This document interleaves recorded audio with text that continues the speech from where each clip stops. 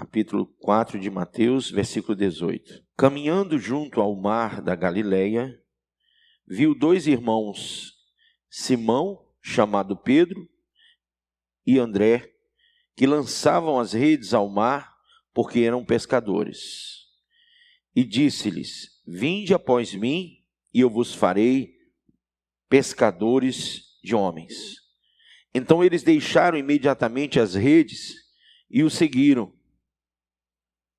Passando adiante, viu outros dois irmãos, Tiago, filho de Zebedeu, e João, seu irmão, que estavam no barco em companhia de seu pai, consertando as redes, e chamou-os. Então eles, no mesmo instante, deixando o barco e seu pai, o seguiram. Percorria Jesus toda a Galileia, ensinando nas sinagogas, pregando o que, pessoal? O evangelho do reino e curando toda sorte de doenças e enfermidades. Você vai grifar essas coisas que ele fazia, porque você tem que fazer também, tá? Algumas igrejas, elas não querem realizar essas coisas, mas é o que Jesus fez e é o que nós temos que fazer. Então a Bíblia diz que ele ensinava. Então ensinar é um ministério importante que nós temos que exercer. Pregar o evangelho, curar toda sorte de doença, seja qual for, né? Toda sorte de doenças e enfermidades. Amém? E a sua fama correu por toda a Síria. Trouxeram-lhe então todos os doentes, acometidos de várias enfermidades e tormentos, porque haviam também aqueles que eram possuídos de demônios, né? Endemoniados, lunáticos e paralíticos. E ele o quê? Ele os curou. E da Galiléia, Decápolis, Jerusalém, Judeia e da além do Jordão, numerosas multidões o seguiam. Então, quando você faz essas atividades, ensinar, pregar o evangelho, curar e expulsar demônios, você está exercendo o ministério quádruplo de Cristo. Ou seja, essas quatro coisas, elas marcam e elas formam a identidade do ministério de Cristo. Glória a Deus. Então vamos aqui. Então, se estamos realmente seguindo Jesus, temos que ganhar almas para Ele. Amém? Temos que ganhar almas. Irmãos, se estamos realmente seguindo Jesus, temos que ganhar almas para Ele. As últimas palavras de Jesus foram: portanto, vão e façam discípulos de todas as nações, batizando em nome do Pai, do Filho e do Espírito Santo. Mateus 28, 19. Os cristãos no Novo Testamento foram em todos os lugares pregando a palavra. Abra em Atos capítulo 8, versículo 4. Que diz assim: e Saulo consentia na sua morte. E naquele dia levantou-se grande perseguição contra a igreja em Jerusalém, e todos, exceto os apóstolos, foram dispersos pelas regiões da Judéia e Samaria. Alguns homens piedosos sepultaram Estevão e fizeram grande pranto sobre ele.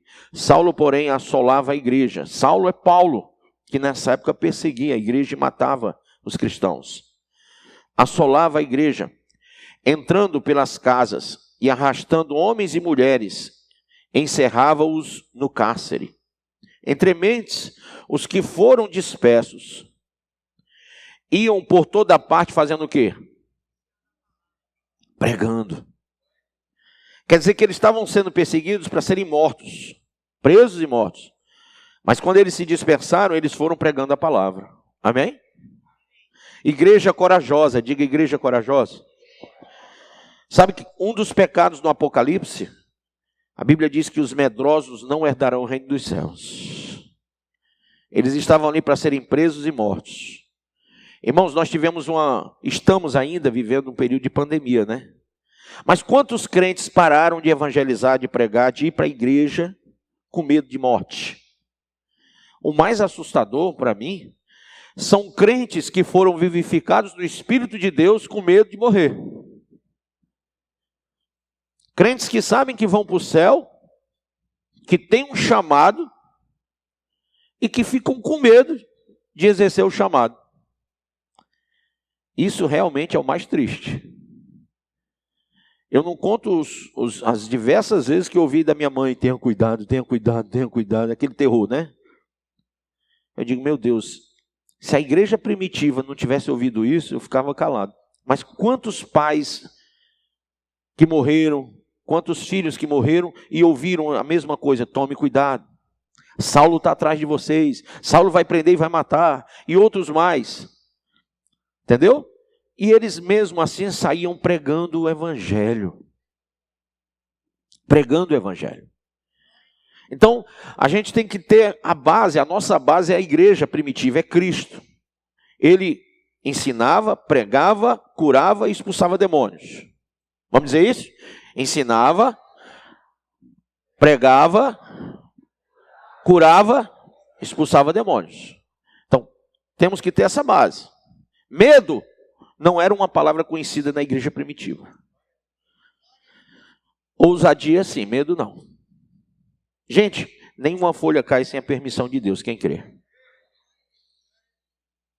Se você tiver que morrer, você morre. Seja de Covid, seja do coração, mal súbito, qualquer coisa. E se Deus quiser que você não morra, você não morre, porque Daniel entrou na cova com vários leões e não morreu. Sadraque, Mesaque e Abdinego entraram numa fornalha. A fornalha foi aquecida 7 vezes mais, se eu não me engano, né? E eles não morreram, passeavam no meio do fogo. Então, peraí, Deus mudou? Ou foi a fé das pessoas que mudou? As pessoas não creem mais, elas dizem que creem em Deus, mas não creem não. Elas podem até acreditar na existência de Deus, alguns até acreditam. Mas crer que Deus é Deus, não. Porque se você crê que Deus é Deus e Ele não mudou, porque Ele não envelhece, Ele é eterno, então o mesmo Deus que livrou Sadraque, Mesaque e Abdinego, que livrou Daniel e que deu vários livramentos a muitas pessoas, vai livrar você se for a vontade dEle. Agora, se não for, irmão, você esteja preparado cada segundo para morrer, porque todos nós somos mortais. Que não tem nenhum aqui que veio para ficar, para semente, não. Todo mundo aqui é mortal. Mas todo mundo vai um dia. E se não for pela morte, em nome de Jesus, pelo arrebatamento. Mas vai. Porque nós somos de Deus. Você entregou a vida para Ele, você é dele. E Ele vem buscar você de um jeito ou de outro. Ou pela morte, ou pelo arrebatamento. Mas você é dele. O ar que você respira é Ele que te dá. O fôlego de vida é Ele que te dá. O Senhor te deu, o Senhor vai tomar um dia. Os irmãos têm que ter essa consciência para não ficarem com esse medo. Medo não faz parte do cristão. Amém? Senão a igreja primitiva, a igreja cristã primitiva, ela tinha se acabado ali. Porque o que tinha era medo. Todo mundo fazendo medo ao povo. E o povo não teve medo. Amém? Como você e eu podemos ganhar almas para Deus? Primeiro, peça a Deus que lhe ajude a ganhar almas. Amém? Peça a Deus. Senhor, eu quero tua ajuda para ganhar almas. Ali diz, selecione pessoas por quem você vai orar. Comece a orar por pessoas. Como eu disse, você tem 10 pessoas para ganhar no mês de julho. Você colocou 10 nomes numa lista para orar? Então, ore pelas pessoas cada dia. Mantenha uma lista de oração e peça a Deus uma oportunidade de chegar nessas 10 pessoas, ou 20 pessoas, ou 50 pessoas. Qual é o seu objetivo?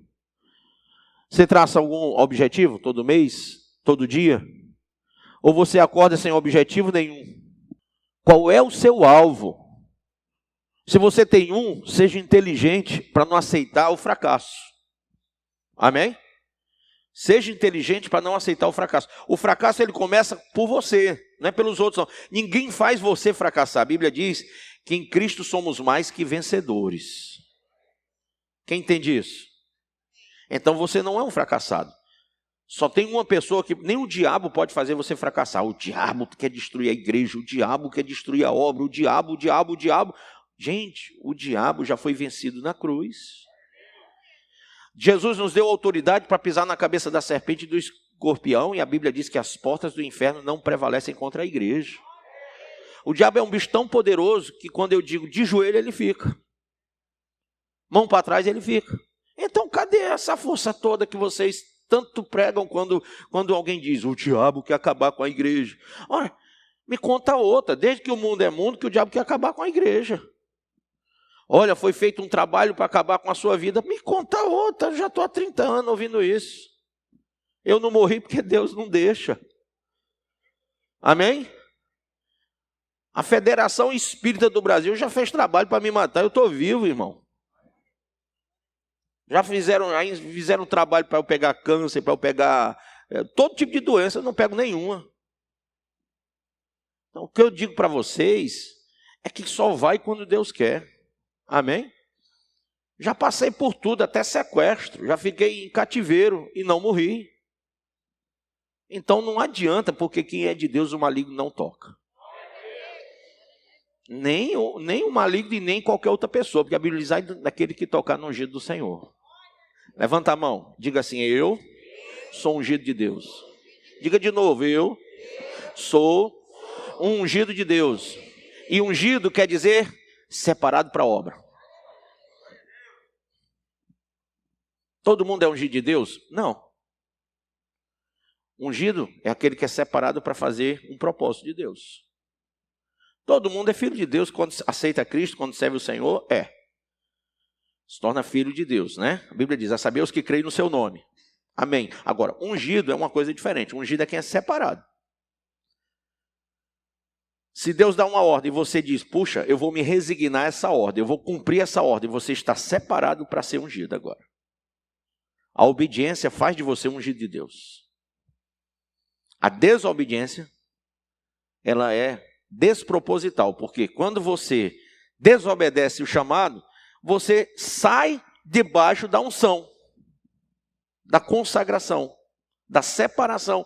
Deus queria colocar você num lugar e você diz, não, não vou. Aí você começa a naufragar na fé, na vida cristã. Aí você diz, dá um exemplo. Jonas foi separado para fazer uma obra e ele disse, eu não vou. Vai para Nínive, eu vou para Tarsis. Ele não foi para onde Deus mandou. E ele naufragou e foi para o fundo do mar e virou comida de baleia, não foi? Por quê? Porque ele saiu da unção, ele saiu da consagração, ele saiu daquilo que era propósito de Deus para a vida dele. Nós não podemos sair do propósito de Deus para a nossa vida. Amém? Ficar firme quer dizer não ser atingido. 1000 cairão ao teu lado, 10.000 à tua esquerda, mas tu não será atingido. Ficar firme quer dizer isso. Se você não ficar firme, se você der um passinho para a direita ou um passinho para a esquerda, sai debaixo da unção. Sai debaixo da unção. E sair debaixo da unção é naufragar. Exemplo, Senhor, coloque algumas almas em meu coração e mostre seu amor para essas almas através de mim. Amém? Senhor, peço eu humildemente sua ajuda para ganhar aquela alma. O nome da pessoa. Amém? Segundo, viver uma vida conforme a vontade de Deus antes de pregar para as pessoas. Jesus disse, vocês são a luz para o mundo. Não se pode esconder uma cidade construída sobre um monte. Ninguém acende uma lamparina para colocar debaixo de um cesto. Pelo contrário, ela é colocada no lugar próprio para que ilumine todos os que estão na casa. Assim também a luz de vocês deve brilhar para que os outros vejam as coisas boas que vocês fazem e louvem o Pai de vocês que está no céu. Amém? Então não existe obreiro 007.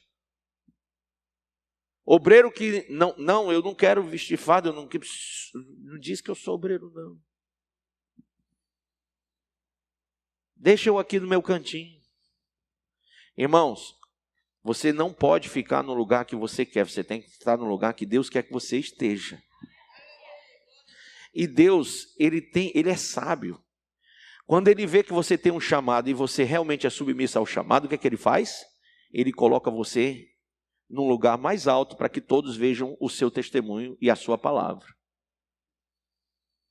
Bispo, esse lugar mais alto, no caso de Pedro, foi uma cruz pendurada de cabeça para baixo.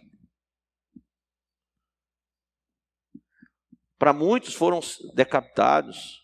Eles foram mártires para que nós olhássemos para eles e disséssemos, esses caras me iluminaram. A luz deles resplandece em mim. Quando Pedro pregou e 5.000 almas se converteram, 3.000 almas, né? Se converteram, ele trouxe luz para mim como pregador. Puxa, eu quero pregar para 3.000 almas. Amém? Eu não quero pregar só para 40 pessoas numa igreja. Eu quero que a igreja esteja lotada, porque eu quero pregar para 3.000 almas. Quem entendeu isso? Tem gente que diz que o nome disso é soberbo, orgulho. Não, irmão. Isso é chamado. Pregador que não tem visão de igreja grande, não é pregador. Não é ganhador de alma. E o pregador, ele não começa em cima do púlpito da igreja, não. Eu comecei aí onde você está, olhando meu pastor pregando e dizendo, eu quero pregar também. Queridos, se você pedir, Deus vai fazer. Mas você tem que corresponder o que ele está fazendo por você, como pregador. O pregador, ele tem que ter visão de muitas almas. Quem já ouviu aquele ditado que diz assim, é melhor qualidade do que quantidade? Quem já ouviu isso? Isso é uma mentira do cão. Senão não tinha lá no chamado, ide por todo mundo, tinha dito assim, vá até o seu bairro. Concorda? Vá lá no vizinho. Não, ide pelo mundo todo. Então, Jesus tinha o que aqui? Multidões. O texto fala que multidões estavam com ele. Então, irmãos, nós não podemos pensar em evangelho sem multidão. Olha para o seu irmão e diga, evangelho sem multidão não é evangelho. Ok? Não é evangelho. Eu detesto essa visão de igreja, que o irmãozinho chega, tem lá 4, 5, 10, 20 pessoas, 30 numa igreja, fica lá os irmãos repetindo liturgias. Liturgia. Todo mundo bem sentado, repetindo uma liturgia, ninguém está incomodado que ali não tem uma multidão. Aí é que vem o religiosismo, o proselitismo, os ismos que amarram e que engessam e que acorrentam as pessoas. Elas se acostumam com isso, com a derrota. Você imagina que uma igreja que tem 20, 30 membros, se ela tem 20, 30 pessoas que dizem que são ungidos, quem é que é ungido de Deus? Então, como que você aceita que você esteja numa igreja vazia? Se tu foi separado para ganhar multidões. Então, o pregador começa aí onde você está. Ele não se conforma. Ele se renova todo dia. Ele não aceita derrota. Ele não assume derrotas. Ele diz, olha, em Cristo eu sou mais que vencedor, eu sou um pregador, mesmo sentado aqui, eu já sou um pregador, já sou ungido, eu já sou separado para chamar, Deus me chamou para uma obra, Deus me chamou para ganhar almas, eu não me conformo ver a minha igreja vazia. Amém? E ele faz força. Abra aí em Lucas capítulo de número 14. Quando o chamado vem, alguns dão desculpa, eu não posso ir por isso, eu não posso ir por aquilo, eu não posso ir por aquilo outro. Aí o Senhor diz, pois vai atrás de outras pessoas, mas não deixa de trazê-las. E aí eles vão para um canto, vão para o outro, começam a trazer mais gente. Aí o Senhor vem, depois que eles trouxeram mais gente, versículo 22. Depois lhe disse o servo, Senhor, feito está como mandaste, e ainda há lugar. Esse tem ou não tem chamado? Tem. Por que ele tem chamado? Porque ele disse, eu não me conformo, eu fiz do jeito que o Senhor mandou, ainda tem lugar na igreja, ainda tem cadeira vazia, ainda tem lugar, eu não me conformo com isso. Ele está dizendo para o Senhor. Isso agrada a Deus. Deus se agrada com esse tipo de servo que diz, eu não me conformo, eu fiz, mas ainda tem lugar. Olha o que é que Deus diz. Meu servo, você fez o que tinha que fazer, fique tranquilo. Foi assim que Deus disse? Não. Fique calmo. Não. Olha o que Deus diz. 23. Respondeu-lhe o Senhor, sai pelos caminhos e atalhos e o que, pessoal? Obriga, força. Você está vendo a ordem que foi dada? Caramba, você imaginou que Deus ia fazer isso? Dar uma ordem para alguém ser obrigado a entrar? O que você acha? Força-os, obriga-os. Isso é no sentido físico? Pegar e empurrar para dentro da igreja? Não. Isso é uma força espiritual. É uma luta que você tem que travar contra o inferno. Porque o inferno faz força para a pessoa ir para lá. Todo dia. E você tem que fazer força para ela vir para cá. É uma briga grande de foice. Então ele diz assim, e obriga a todos a entrar. Qual é o fundamento? Para que fique cheia a minha casa. Como é que a casa tem que estar? E como é que está a sua igreja? E você que tem chamado, está conformado? Você que é ungido? Você vai para o culto hoje como? Sem ninguém? Só você carregando sua Bíblia? O que está acontecendo com você que diz que é separado? Porque tem os que são, porque se separaram realmente, entendem isso, entendem o chamado. E tem os que dizem que são, mas não fazem força nenhuma. E a ordem é que faça força. Diga comigo, ninguém é obreiro sem fazer força. Devemos ter uma vida obediente de integridade e fé.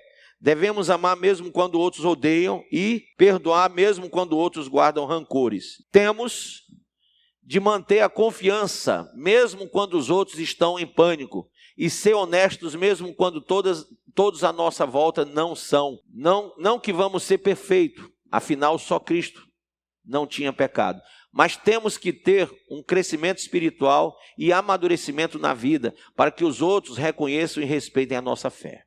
Quem aqui já foi civil no exército? Eu sou da reserva, você também, né? Então vamos lá.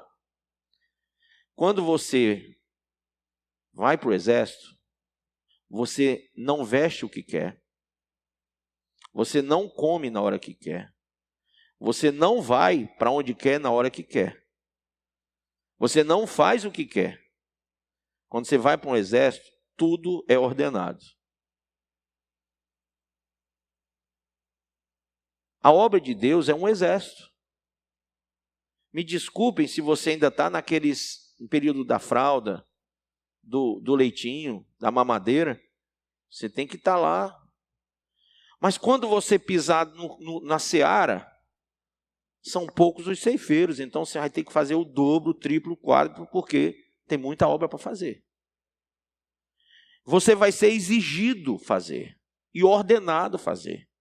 Se você não tem espírito de submissão e não tem visão de chamado, você vai ser um rebelde de farda. 1 Coríntios 15, 33. Não vos enganeis, as más conversações corrompem os bons costumes, vigiai justamente e não pequeis, porque alguns ainda não têm o conhecimento de Deus. Digo para a vergonha vossa. Saibam o evangelho, estejam sempre preparados para responder com sabedoria. Pedro disse, antes santifiquem Cristo como o Senhor em seu coração. Estejam sempre preparados para responder a qualquer pessoa que pedir razão da esperança que há em vocês. Amém? Então tem que ter conhecimento, tem que ter sabedoria, tem que saber agir também com as pessoas. 6. Se a oportunidade certa não vem, naturalmente, crie uma, seja estratégico, crie uma oportunidade. Às vezes a gente espera muito tempo procurando apenas um momento certo para convidar alguém para a igreja ou para compartilhar com eles a mensagem do evangelho. Mas se esse momento não vem e a pessoa morre, porque você está esperando, quem foi que disse que você deve esperar? Você deve agir. Aquela pessoa é mortal que nem você.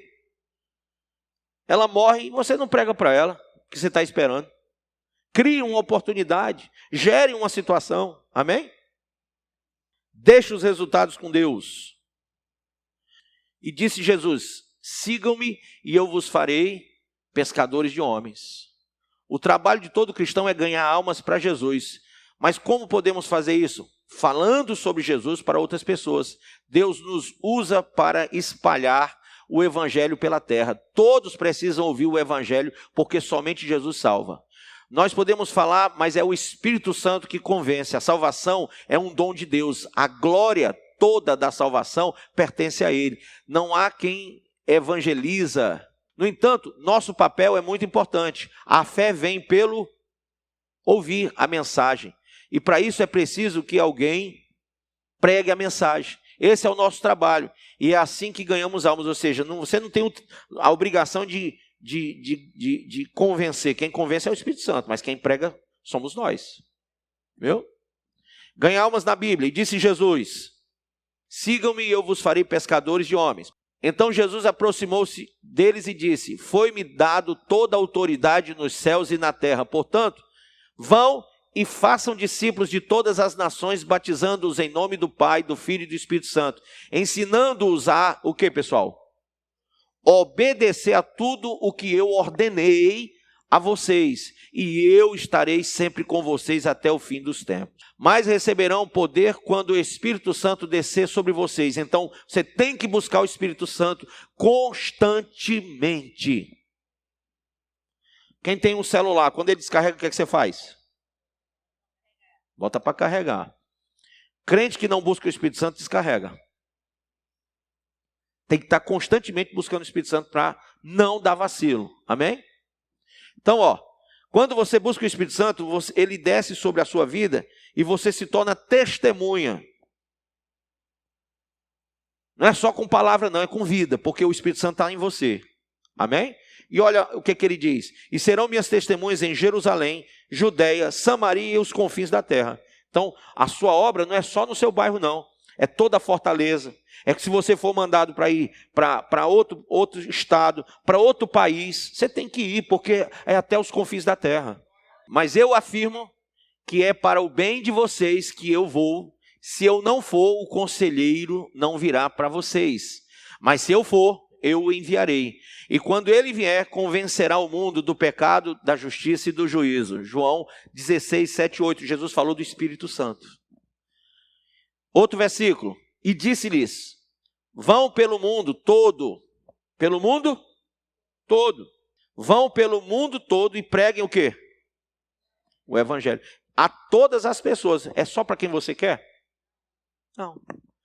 Quem crê e for batizado será salvo. Mas quem não crê será condenado. Estes sinais acompanharão os que crerem. Olha só que coisa linda. Disse Jesus: em meu nome expulsarão demônios. Está vendo aí? Falarão novas línguas.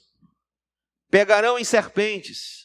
E se beberem algum veneno mortal, não lhes fará mal nenhum. Imporão as mãos sobre os doentes e eles serão o quê? Ficarão curados. Olha como Jesus mandou. Curar enfermos, expulsar demônio.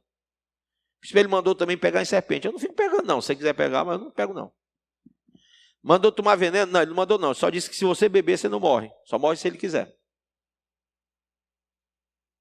Alguém quiser te envenenar, entendeu? Você só morre se Deus quiser. Porque se você beber um veneno e Deus não quiser que você morra, você vai ficar vivo. Antes, santifiquem Cristo como Senhor em seu coração. Estejam sempre preparados para responder a qualquer pessoa que pedir a razão da esperança. Contudo, façam isso com mansidão, respeito, conservando boa consciência, de forma que os que falam maldosamente contra o bom procedimento de vocês, porque estão em Cristo, fiquem envergonhados de suas calúnias. Amém? 1 Pedro 3, 15, 16. O fruto da retidão é a árvore de vida. E aquele que conquista almas é o quê? Sábio. Porque embora seja livre de todos, fiz-me escravo de todos para ganhar o maior número possível de pessoas. Amém? Escravo de todos. Embora eu seja livre, me tornei escravo. Tornei-me judeu para os judeus. Para ganhar judeus, a fim de ganhar os judeus. Para os que estão debaixo da lei, tornei-me como se estivesse sujeito à lei, embora eu mesmo não esteja debaixo da lei. A fim de ganhar os que estão debaixo da lei. Para os que estão sem lei, tornei-me como sem lei, embora não esteja livre da lei de Deus, e sim sobre a lei de Cristo, a fim de ganhar os que não têm a lei. Para com os fracos, tornei-me o quê? Fraco. Para ganhar o quê? Os fracos. Tornei-me tudo para com todos, para de alguma forma salvar alguns. Faço tudo isso por causa do evangelho, para ser coparticipante dele. Entendeu a visão de ganhar almas? Entendeu a visão de ganhar almas? Pregue a palavra, esteja preparado a tempo e fora de tempo. Repreenda, olha só, corrija, exorte com toda a paciência e doutrina. 2 Timóteo 4:2. Não me envergonho do evangelho, porque é o poder de Deus para a salvação de todo aquele que crê. Primeiro do judeu, depois do grego, porque no evangelho é revelada a justiça de Deus, uma justiça que do princípio ao fim é pela fé, como está escrito, o justo viverá pela fé. Como, pois, invocarão aquele em quem não creram? E como crerão naquele de quem não ouviram falar? E como ouvirão se não houver quem pregue? E como pregarão se não forem enviados? E como está escrito, como são belos os pés dos que anunciam boas novas. Amém? Disse-lhes aos seus discípulos, a colheita é grande, mas os trabalhadores são poucos. Peçam, pois, ao Senhor da colheita que envie trabalhadores para a sua colheita. Mateus 9, 37 e 38. Por onde forem, preguem essa mensagem, o reino dos céus está próximo. Mateus 10, 7. Com muitas outras palavras, os advertia e insistia com eles, salvem-se dessa geração corrompida. Atos dos Apóstolos 2, 40. Existem muitos motivos para ser um ganhador de almas, e mesmo aqueles que não se sentem capazes de operar tal tarefa, Deus, na sua misericórdia, conduz-nos nesse caminho e auxilia-nos a fim de recebermos uma vida abundante. Daniel 12, 3. Nós fomos ungidos por Deus para ganhar almas. Quem crê? Recebemos o Espírito Santo e ele age em nós. Ele tem a tarefa de nos convencer do pecado, da justiça e do juízo. O fato dele habitar em nós é a garantia da nossa salvação. Isaías 61, de 1 a 3. Os ganhadores de almas são sábios. Quem ganha a alma de alguém para Jesus sabe que a vida daquela pessoa será transformada e de todas as pessoas ao seu redor. Seguir o exemplo deixado pelo Senhor Jesus. Fazer aquilo que Jesus fez, que foi se aproximar dos que estavam perdidos. Ele veio para salvar o que havia se... Um detalhe, criticaram Jesus porque ele estava lá na casa de um cobrador de impostos. Criticaram Jesus porque uma prostituta beijou os pés dele, lavou com lágrimas e enxugou com o cabelo. Criticaram Jesus porque ele entrava e bebia, né? No caso, era o suco da uva, que tem gente que diz que era álcool ainda, viu? E ele comia e bebia com cobradores de impostos, com prostitutas. Aí você diz, bispo, mas não está escrito não senta na roda do escarnecedor? E quem foi que disse que Jesus estava lá em roda de escarnecedor? Ele estava no meio dos pecadores pregando para eles. Ele não era influenciado, ele estava ali para influenciar. Ele estava levando salvação. O problema dos crentes é que eles só vão para a igreja.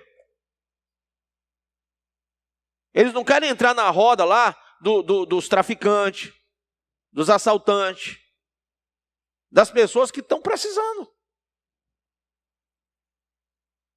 Você vai ver tanta moça hoje se perdendo, se prostituindo. Cadê que chega uma crente lá?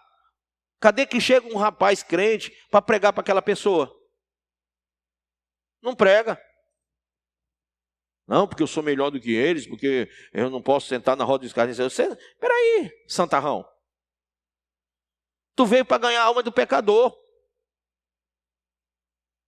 Mas se tu não tem peito para entrar lá e trazer as almas para Deus, é outra coisa. Se teu evangelho é tão fraco que se tu for, tu fica por lá mesmo, tá ruim. Você tem medo de quê? De ser atraído pelo pecado? Então você não se converteu. Porque em Cristo nós somos nova criatura. Você já morreu, agora é Cristo que vive em você. Você tem medo de quê? Tem medo de quê? Você tem autoridade para entrar e ganhar aquelas almas. Amém? Agora não é que você vai lá para sentar, ficar lá, Não, aí tá ruim. Tem pastor que diz assim, tem o carnaval, vou fazer o bloco dos evangélicos. Aí faz o bloco do não sei o que lá. Para ganhar o povo no carnaval. Querido, isso aí é diabolismos. Onde que um pastor vai botar suas ovelhas no meio do carnaval para dizer que é para ganhar alma? Carnaval é momento de ganhar alma? Isso é diabólico. Escola de samba gospel, isso é diabólico, isso é gente doida, que não tem sequer um amor pelas ovelhas. Está querendo aparecer para atrair o mundanismo para dentro da igreja. Vocês estão entendendo? Não é isso não, a proposta não é essa não. A proposta é você entrar e pregar o evangelho. É diferente. Os ganhadores de almas são cooperadores de Deus, por isso que eu falei dos cooperadores na igreja. Você pode ser um cooperador, ganhar alma. Não consegue ser exército porque você tem suas prioridades, eu entendo, e não estou lhe criticando. Acho que todo mundo tem seus problemas pessoais, particulares. Mas você pode ser um cooperador, não pode? Pode. O propósito de Deus é salvar a humanidade. A maior prova desse ato foi entregar seu próprio filho. Por isso devemos ser instrumentos de salvação para cooperar com a obra do Pai. Amém? Amém? Então não é que você vai ser... não, cooperar é importante. Ruim é a pessoa que está dentro da igreja e não coopera com nada. Como é que eu posso cooperar? Você pode cooperar evangelizando, orando, enviando com o seu dízimo e oferta os que fazem a obra, os que estão no fronte, na frente da batalha, entendeu? Então tem um irmão que está dentro da igreja, ele diz, não, eu vou cooperar, mas ele não é dizimista, ele não é ofertante, entendeu? O dízimo dele não aparece, a oferta não vem, quando vem aquela coisinha, esse daí não é cooperador. Porque se você não pode exercer a obra, apoie aqueles que fazem. Amém? Apoie financeiramente. Tem irmão que diz, não, é porque eu arrumei um emprego, eu não sei o que, eu não sei o que. Amém. Coopera então. É importante, a sua função é tão importante quanto quem está lá no fronte, porque ele não estaria lá se você não enviasse. Agora, ruim é com o irmão que não ajuda nem de um jeito nem do outro, nem está lá e nem está cá, né? Nem ajuda financeiramente e nem ajuda na obra.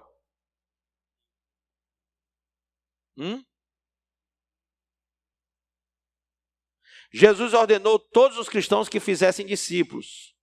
Devemos largar o comodismo, sair de casa e pregar o evangelho a todo mundo. Deixa eu fazer uma pergunta. Vocês estão fazendo discípulos? Então, que tipo de discípulo você está fazendo? Geração de Samuel ou geração de Eli? É o teu exemplo de vida que vai formar o teu discípulo. Amém? Se você for aquela pessoa meia boca, meu irmão, vai sair tudo igual. Deus deseja que todas as pessoas sejam salvas. Pessoas nobres almejam planos nobres. Quem tem esse sentimento está disposto a trabalhar para Deus, para que a vontade dele seja alcançada.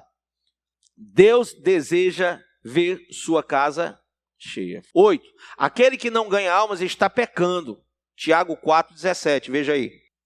Vamos ler do versículo 13. Atendei agora vós que dizeis, hoje ou amanhã iremos para a cidade tal e lá ganharemos um ano, e lá passaremos um ano e negociaremos e teremos lucros. Vós não sabeis o que sucederá quando? Amanhã. Que é a vossa vida? Pois sois apenas como neblina que aparece por um instante e logo se dissipa. Em vez disso, devias dizer, se o Senhor quiser, não só viveremos, como também faremos isso ou aquilo. Agora, entretanto, vos jactais das vossas arrogantes pretensões. Toda jactância semelhante a essa é maligna. Portanto, aquele que sabe que deve fazer? Quem sabe que deve ganhar alma? Levanta a mão. Você sabe que deve ganhar alma? Ganhar alma é um bem ou é um mal?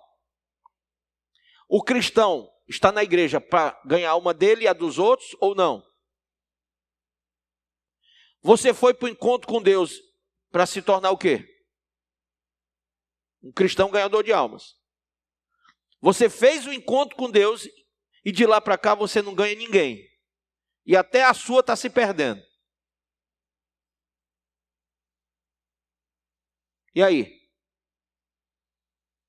Você deixou de fazer o bem, então você está fazendo o mal a si e aos outros. E a Bíblia diz assim, ó. Portanto, aquele que sabe que deve fazer o bem e não o faz, nisso está o quê? Pecando. Tem muita gente que aprende para coisa nenhuma. Veste uma farda para coisa nenhuma. Se torna pastor para coisa nenhuma. Está assim, ó.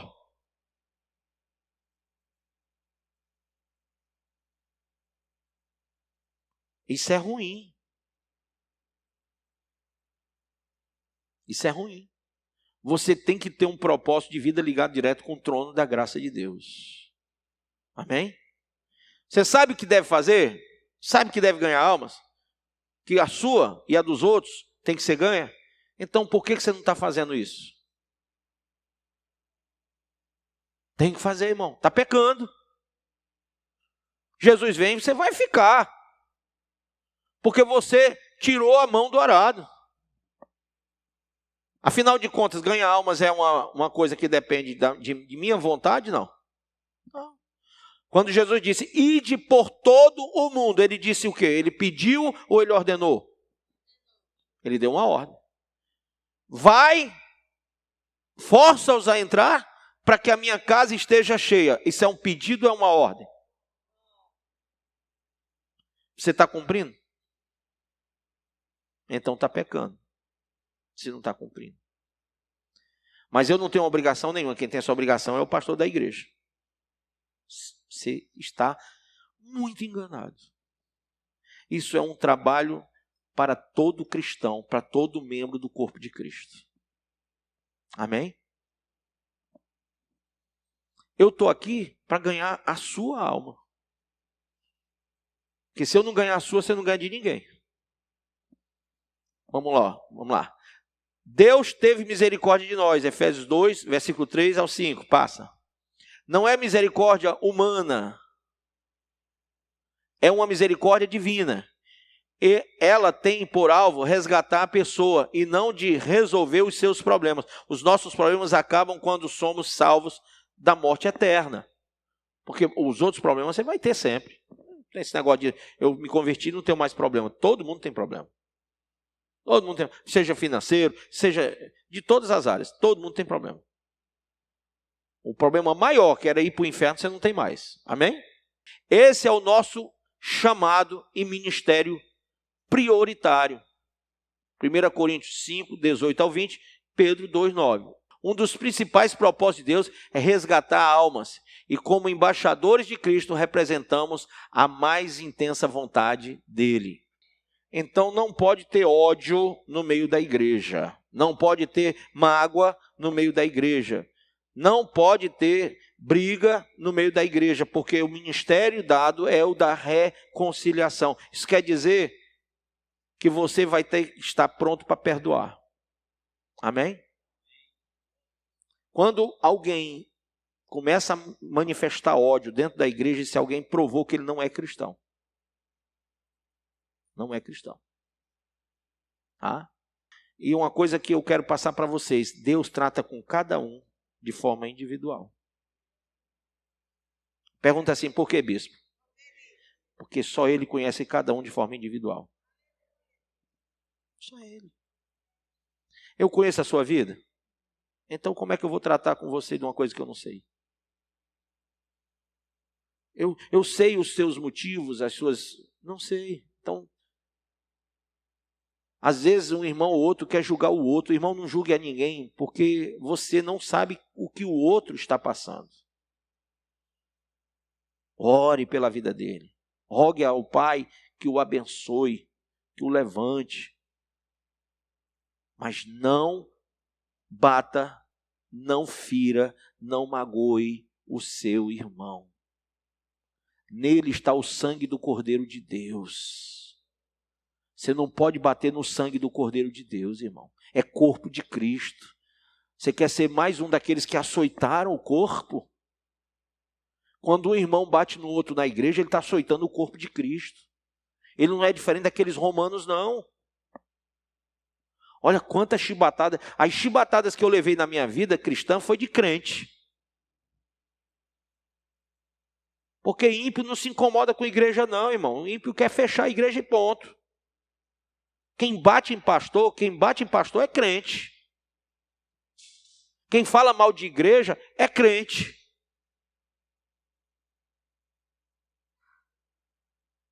Aqueles soldados romanos que batiam em Jesus são os crentes de hoje, que batem no corpo de Cristo, batem na igreja, falam mal de igreja, de pastor, de irmão.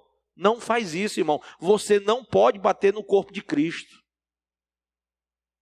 Amém? Amém? Não bata. Então, a regra da submissão é um princípio de Deus.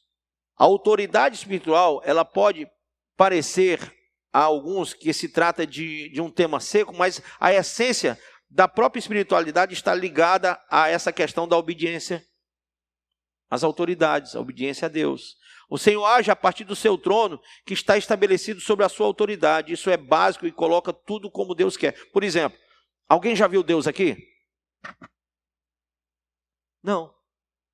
Deus age a partir do trono dele. E o que é que ele faz? Ele levanta as suas autoridades. A Bíblia diz que todas as autoridades são constituídas por Deus e não há autoridade que não seja do Senhor. Amém? Então, ele, do seu trono, do seu governo, ele levanta autoridades. Aí nós queremos discutir com a autoridade que Deus levantou? Caramba! O jeito de Deus governar é através de autoridades. Olhe na Bíblia. Os patriarcas, os profetas, os reis, os apóstolos. Deus levantou autoridades. A igreja primitiva tinha diáconos, presbíteros, pastores, mestres, apóstolos. E aí? Autoridades constituídas para que a igreja se tornasse igreja. Nós não podemos interferir na hierarquia santa. Amém? Princípio divino. Deus é autoridade em si mesmo. E tudo que no mundo, cosmos, existe é sustentado pela palavra do poder de sua autoridade. O qual, sendo o resplendor da sua glória e a expressa imagem da sua pessoa, e sustentado todas as coisas pela palavra do seu poder, havendo feito por si mesmo a purificação de nossos pecados, assentou-se à destra da majestade nas alturas. Nada sobrepuja a autoridade de Deus no universo. Logo, é indispensável para todo aquele que deseja cooperar com o Senhor, conhecer a autoridade de Deus. Entrar em contato com a autoridade do Senhor é o mesmo que entrar em sintonia direta com Deus. A maior das exigências que Deus faz ao homem não é a de carregar a cruz, servir e fazer ofertas, ou negar-se a si mesmo. A maior das exigências é que obedeça. Tem, porventura, o Senhor tanto prazer em holocaustos e sacrifícios, quanto em que se obedeça a sua palavra? Eis que obedecer é melhor do que sacrificar, e o atender melhor do que a gordura de carneiros. Diante disso, rejeitar uma ordem de Deus é o mesmo que ir contra o próprio Deus. Amém? No reino de Deus está implícita a dependência a tudo o que o Senhor determina, isto é, sendo-lhe completamente submisso. Jesus prega o evangelho do reino porque conhece o problema principal do homem, a sua independência para com Deus. O diabo, os demônios se submetem a quê? A nossa ordem. Jesus deu autoridade em seu nome. E os demônios obedecem. O bicho mais ruim que tem na face da terra são demônios, né?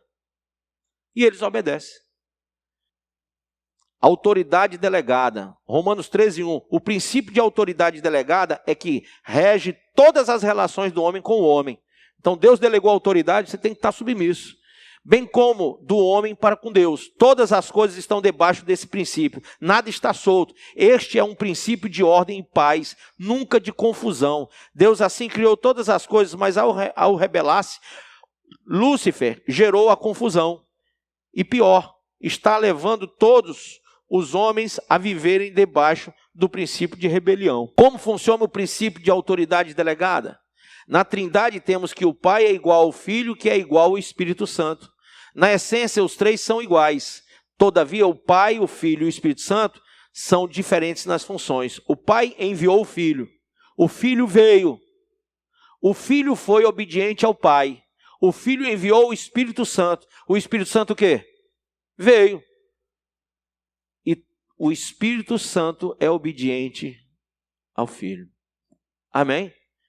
Quem tem o Espírito Santo é obediente ao Filho. Porque ele veio. A Trindade é a fonte de toda a verdade. Esse princípio divino é encontrado em todas as relações estabelecidas por Deus. Temos que numa família o pai é igual à mãe, que é igual aos filhos. Ocorre que na família o pai é o cabeça e a mãe é o quê? A ajudadora. Eles são iguais, têm o mesmo valor para o Senhor, mas têm funções o quê? Diferentes. Há uma tendência de se pensar que se submeter é ser inferior. Jesus nunca foi inferior ou menor que o Pai pelo simples fato de lhe ser submisso. Pelo contrário, Jesus Cristo tem o nome que está acima de todo nome. Quando você expulsa demônio, você diz em nome de Deus. Você diz em nome de quem?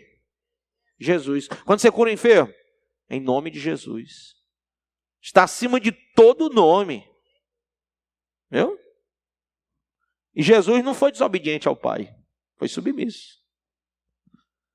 Temos que entender que entre iguais há uma relação de autoridade e submissão. Isso faz parte da ordem divina. As autoridades delegadas estão em todas as áreas de nossas vidas. Um discípulo do Senhor deve, onde estiver, procurar saber quem é a autoridade delegada para ela se submeter. Por exemplo, eu sou bispo. Deus delega autoridade em todas as áreas da vida. Na vida civil, no trabalho, na família e na igreja. Olha os textos. Amém? Todo discípulo do Senhor, onde estiver, procura saber quem é a autoridade para a ela se submeter. Não há espaço para super espiritual.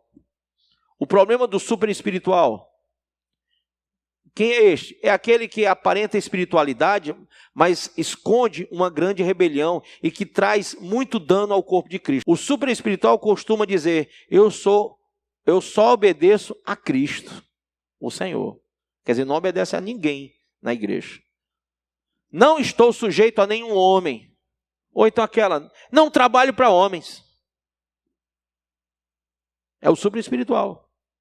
Isso é loucura. Toda vez que se diz, Deus, quero te obedecer, o Senhor responde bem claro e preciso.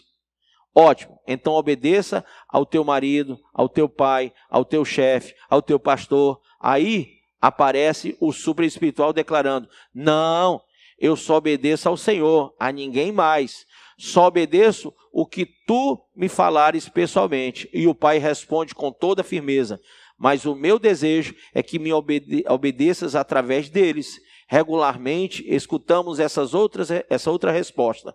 Você não sabe quem é o meu marido, pai, chefe, ou ainda, meu marido é um alcoólatra, meu pai é um incrédulo. É inadmissível declarar obediência a Deus e não às autoridades por ele delegadas. Sempre que obedecemos às autoridades delegadas, estamos submissos a Deus, estamos agradando ao Pai. Obedecer somente quando se concorda não é espírito de submissão, é rebeldia e independência. Importa que, concordando ou não com a ordem, a obedeçamos de coração e assim que se age perante Deus.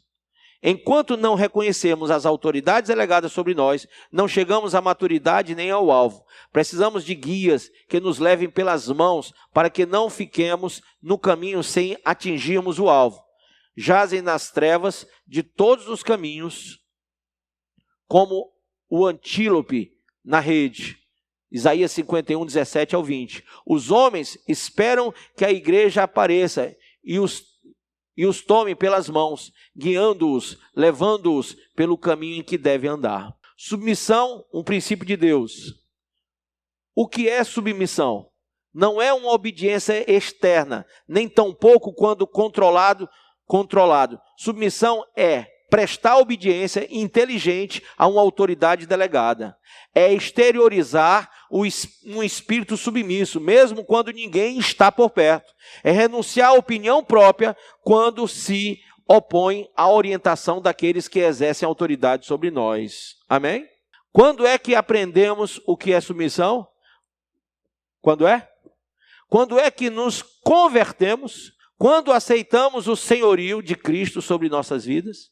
Quando verdadeiramente renuncio a tudo o que tenho, nego a mim mesmo, tomo a cruz e sigo ao Senhor, sigo submisso às direções e orientações que recebo das autoridades delegadas. Tende em vós o mesmo sentimento que houve também em Cristo Jesus. Antes, a si mesmo se esvaziou, a si mesmo se humilhou, tornando-se obediente até a morte. Morte de quê? De cruz. Filipenses 2, do 5 ao 8. Só existe um caminho para a submissão: andar como Cristo andou. 1 João 2,6. Né? Ele é o nosso modelo. E embora sendo filho, Jesus homem, aprendeu a obediência pelas coisas que sofreu. Hebreus 5,8. Sem submissão, jamais chegaremos ao alvo. Nem estaremos sendo cooperadores do Senhor. Se alguém é independente, rebelde, não é membro do corpo, pois sendo membro, será sempre dependente e submisso. Como pode um membro subsistir no corpo se não se submeter às ordens da cabeça? Assim também nós não podemos subsistir no corpo de Cristo se não formos sujeitos às autoridades delegadas. Quando uma mulher não se submete ao seu marido, ou quando um filho não obedece a seu pai, ou quando o empregado não acata a ordem de seu chefe, ou quando um discípulo não se submete às autoridades, é porque estão cheios de si mesmos. Quem está cheio de Cristo está cheio de obediência. O evangelho do reino aniquila com a independência do homem, bem como com a rebeldia. Faz do homem um ser submisso. Os frutos da sujeição. Quando o homem vive no princípio da submissão às autoridades delegadas por Deus, ele desfruta de benefícios desejados por todos os homens, a saber, paz, ordem e harmonia no corpo de Cristo, edificação e formação de vidas, unidade e saúde na igreja, cobertura e proteção o quê? Espiritual. Autoridades delegadas na igreja. A igreja de Cristo é governada por Cristo e não pelo povo. Não existe democracia na igreja, porque a igreja não é do povo, é de Deus. Amém? O que existe é a teocracia. O governo de Deus através de suas autoridades delegadas. É impossível edificar alguém que não se submete à autoridade. Não há nada mais frustrante do que apacentar cabras e bodes. Um filho espiritual obedece naturalmente. Amém? Qual é o propósito da autoridade na igreja? Para cumprir a grande comissão e de fazer discípulos. A autoridade está para ensinar, educar na justiça, instar, aconselhar, ordenar, corrigir, consolar, repreender, disciplinar, animar e abençoar.